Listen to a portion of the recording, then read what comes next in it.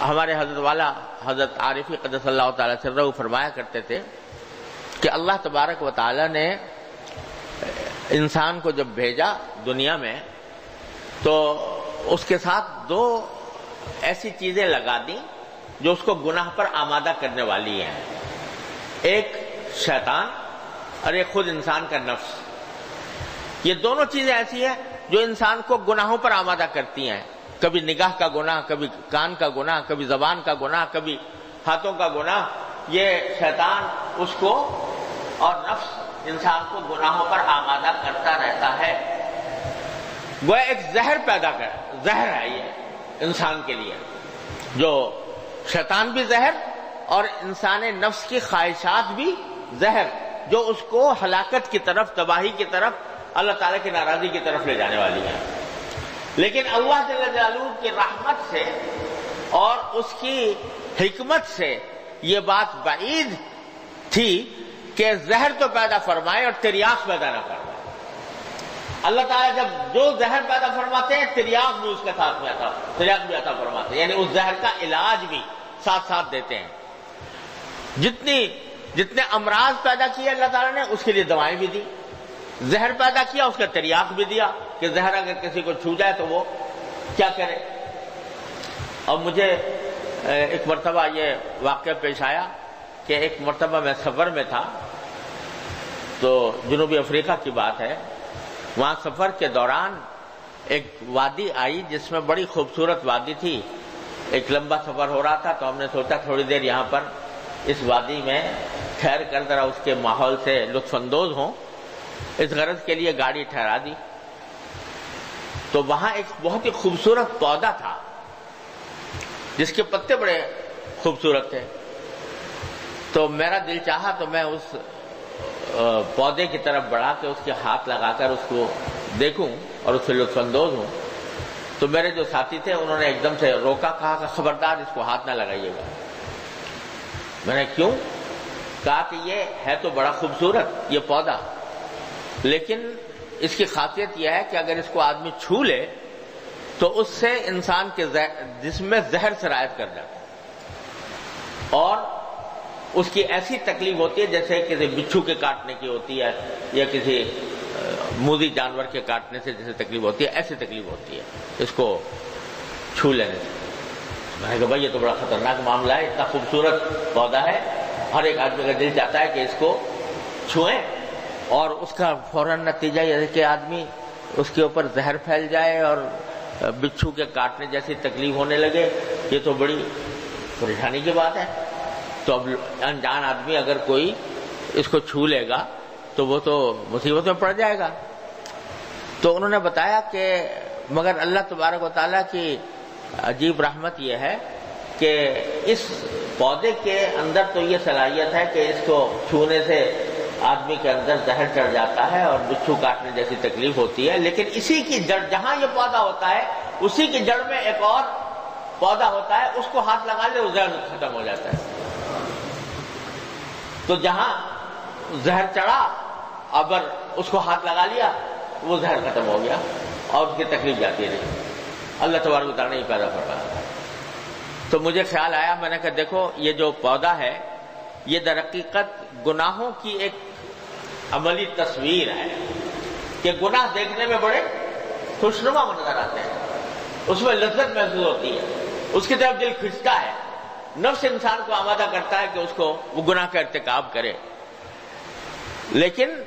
وہ ہیں خطرناک اتنے کہ ذرا سا چھو لو تو اس میں اسے زہر پھیل جائے گا۔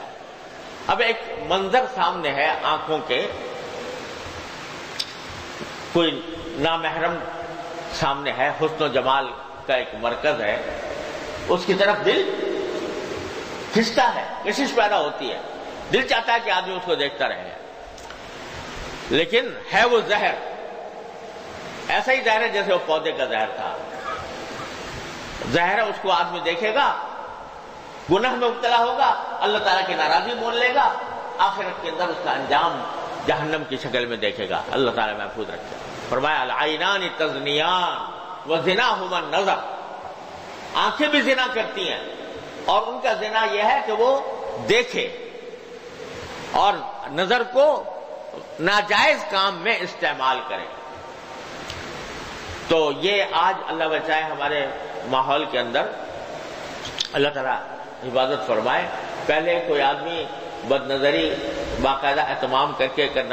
کرنی پڑتی تھی، اور اللہ بچائے وہ لوگ سنیما میں جاتے تھے اور کیا فلمیں دیکھتے تھے اور فحش اور یعنی وہ مبتلا ہوتے تھے، لیکن اب ہر ایک کے ہاتھ میں آ گیا ہے یہ جو جس کو اسمارٹ فون کہا جاتا ہے، تو وہ ہاتھوں میں ہے اور گھر گھر پہنچ گیا، بچے بچے کے ہاتھ میں، اور اس کے اندر بد نظری کے سامان بکھرے پڑے ہیں۔ اب وہ دل تو مچل رہا ہے اس کی طرف کہ اس ناجائز معاملے کو دیکھوں، دل مچلتا ہے، اس کے اندر پر کشش ہوتی ہے، لیکن یہ بخدا یہ اتنا ہی زہریلا کام ہے جیسے کہ اس پودے کا تھا، کہ وہ پودا خوبصورت تھا لیکن اس کے اندر زہر چھپا ہوا تھا، اسی طرح اس میں زہر چھپا ہوا۔ یہ ہر وقت، ہر آن، ہر لمحے، ہر انسان، چھوٹے بڑے، بچے بوڑھے، ہر ایک کے ہاتھ میں یہ زہر آ گیا ہے، لیکن اس کے زہر ہونے کا احساس نہیں، جیسے کہ مجھے اس پودے کی کہ زہر ہونے کا احساس نہیں تھا، اسی طرح ہمارا یہ احساس ختم ہو رہا ہے، اس کی وجہ سے مبتلا ہو رہے ہیں، اس زہر میں مبتلا ہو رہے ہیں۔ تو شیطان اور نفس یہ دونوں اس طرف لے جا رہے ہیں، گناہوں کی طرف لے جا رہے ہیں،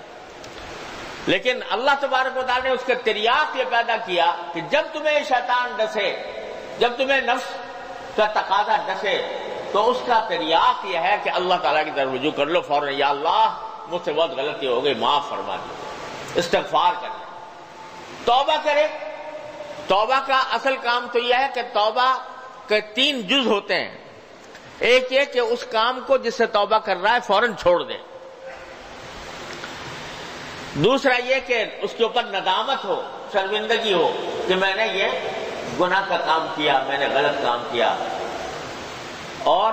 اللہ تعالیٰ سے اس کے سامنے اس ندامت کا اظہار کرے کہ یا اللہ میں پھنس گیا، میں اللہ میں بہک گیا، یا اللہ مجھ سے غلطی ہو گئی، یا اللہ میں پھنس گیا، اپنے نفس اور شیطان کے دام میں پھنس گیا،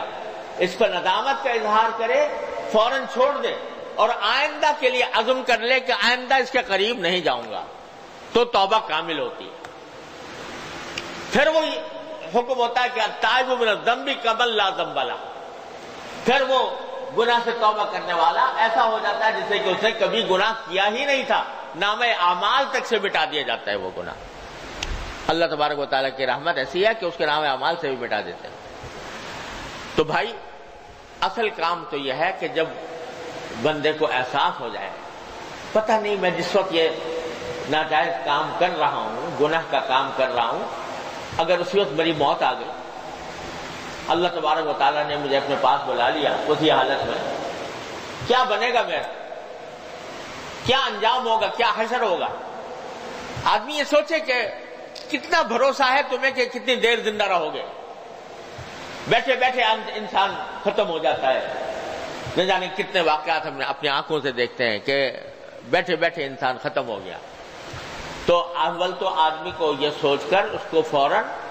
اس سے توبہ کرنی چاہیے، اللہ تبارک و تعالیٰ کی بارگاہ میں حاضر ہو کر ندامت کا اظہار کر کے یا اللہ یہ ہو تو گیا، اپنی رحمت سے مجھے معاف فرما دیجئے، آئندہ نہیں کروں گا، آئندہ نہ کرنے کا عزم کر لے۔